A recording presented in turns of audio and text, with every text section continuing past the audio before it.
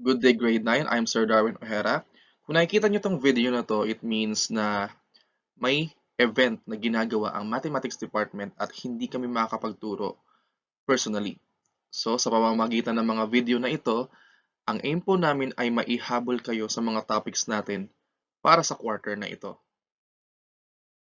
So, let's get started. Now, let's proceed with the rationalizing the denominator. Now, class, kapag may radical, hindi siya kina-considered na simplest form pag ang denominator ay may square root.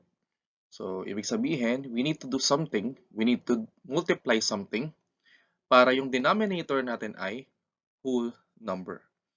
Now, for example, kung ang denominator ay square root of something, multiply natin siya by square root of n over square root of n.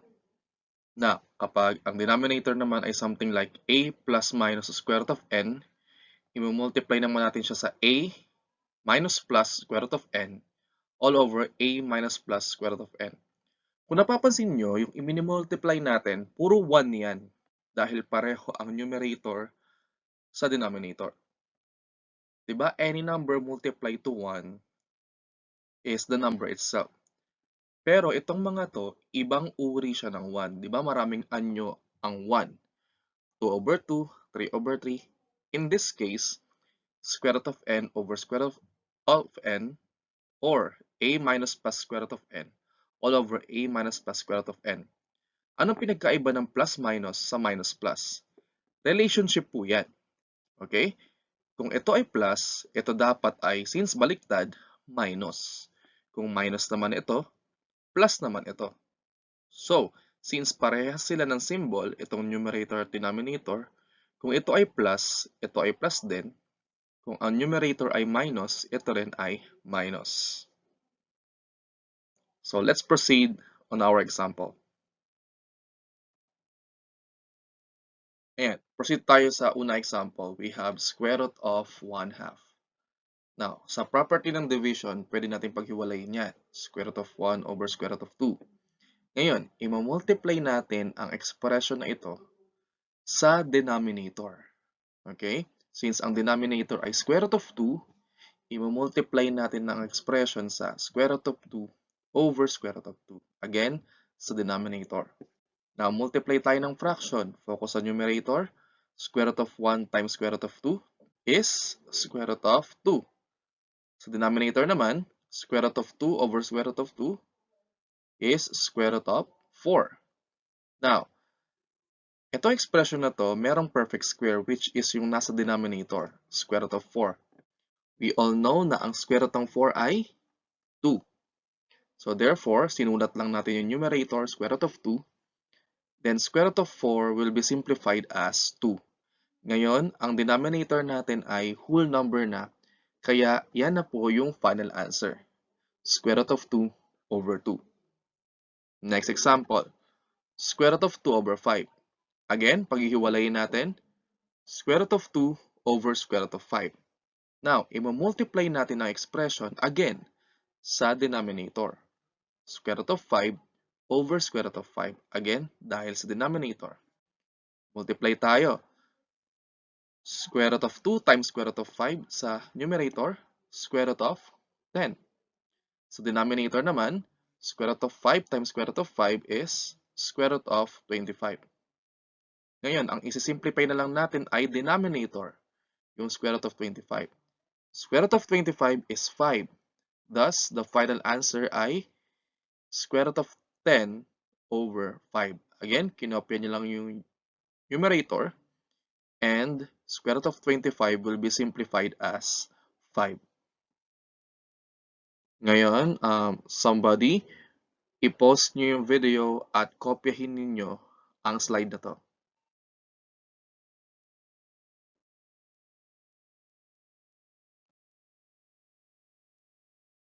Now, paano naman kapag ganito? So, 15 plus square root of 5 all over 4 plus square root of 5. So, class, yung square root of 5, hindi siya makakancel ha. Now, since ang denominator natin ay 4 plus square root of 5, i-multiply natin siya sa ka-opposite sign ng denominator, which is 4 minus square root of 5. Again, ito ay plus. So, ang minultiply natin ay minus. So, kung nakikita nyo, ginaya lang natin yung denominator but on the opposite side. Sign. Now, let's start sa numerator. Paano i-multiply yan? If you remember FOIL method, okay, first we have 15 times 4. 15 times 4 is 60. Now, 15 times negative square root of 5, na paliwanag ko lang. Since whole number ito, at ito ay radical, pagdudugtongin nyo lang yung dalawa. So, hindi siya magiging square root of 75 ha. Pagdudugtongin nyo lang yung 15 at square root of 5. Now, 15 times negative square root of 5 is negative 15 square root of 5. So, pinagdugtong lang yung 15 saka square root of 5. Positive times negative is negative. Next, dito naman tayo sa square root of 5. So, na-distribute na natin yung 15. Square root of 5 times 4, again, radical, whole number. So, pagdidikitin lang natin. So, it will be equal to positive 4 square root of 5. Now, next is square root of 5 times negative square root of 5. It is negative square root of 25. Pareho po silang radicals, kaya pinag-multiply yung 5 and 5. So, again, the numerator will be 60 minus 15 square root of 5 plus 4 square root of 5 minus square root of 25. Now, sa denominator, kung natatandaan nyo, may topic tayo about the product of sum and difference. So, hindi tayo mag-FOIL method dito. I-multiply lang natin yung una. 4 times 4 is 16. And yung huli, square root of 5 times negative square root of 5 is negative square root of 25. Again, sa denominator, product of sum and difference. Now, let's fix the numerator. Okay, bring down 60. Now, negative 15 square root of 5 plus 4 square root of 5, pwede natin silang i-simplify. O, halimbawa, may utang kang 15 and may pera kang 4, thus, may utang kang 11. So, negative 11 square root of 5. Now, bring down natin yung minus. Pero alam naman natin na ang square root ng 25 is 5. So, imbis na negative square root of 25, ang ibababa na lang natin ay negative 5. So, from this to this expression. So, denominator naman, bring down 16. And the same, negative square root of 25 will be negative 5. So, dadahan-dahanin lang natin ha. Now, dito naman tayo sa numerator ulit. 60 minus 5 is 55. Then, bring down, or in this case, bring up negative 11 square root of 5. Again, 60 minus 5, 55. Bring up lang yung negative 11 square root of 5. Now, sa denominator naman tayo, 16 minus 5 is 11. Now, since 55 and negative 11 are divisible by 11, i-divide lang natin itong numerator sa 11. So, the final answer will be 5 minus square root of 5. So, let me emphasize, this is 1 square root of 5. Now, why? Kasi po, 55 divided by 11 is 5, and negative 11 divided by 11 is negative 1. So, again, the answer is 5 minus square root of 5, or 5 minus 1 square root of 5. And for our next example, we have 10 plus square root of 2 all over 3 plus square root of 2. Now, since ang denominator natin ay plus, i-multiply natin siya sa minus na version ni 3 plus square root of 2, which is 3 minus square root of 2 all over 3 minus square root of 2. Now, since i-multiply natin sa numerator, magpo-FOIL method tayo, 10 times 3 is 30. Sunod, 10 times negative square root of 2. Again, pagdudugtungin nyo lang yung dalawa, so negative 10 square root of 2. Again, kasi whole number and radical. Now, square root of 2, radical, times 3, whole number, pagdudugtungin, it will be equal to 3 square root of 2. Now, square root of 2 times negative square root of 2, parehong radical, it will be equal to negative square root of 4. Positive times negative, negative, square root of 2 times square root of 2, square root of 4. So denominator naman, mas madali dahil product of sum and difference lang. So 3 times 3 is 9.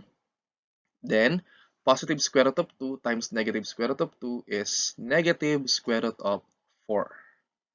Ayan po tayo. Now, sa numerator, i-simplify natin. Bring down 30. Now, negative 10 square root of 2 plus 3 square root of 2.